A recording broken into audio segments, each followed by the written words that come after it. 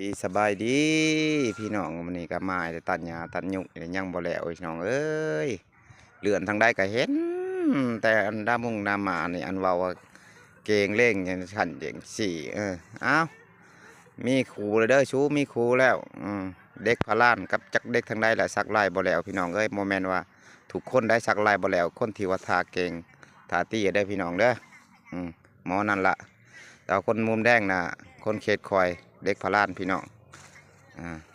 แต่ว่าโศกกันให้แน่ๆนะโศกกันให้แน่นะตั้งใจเบิ่งอยู่นะโศกกันนะ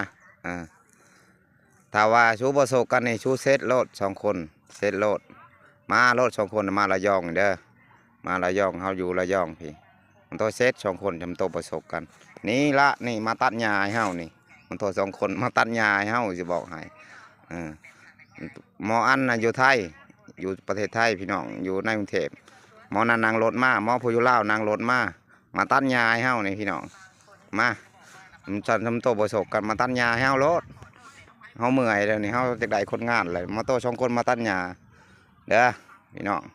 ฝากบอกให้คิดของแท้บาย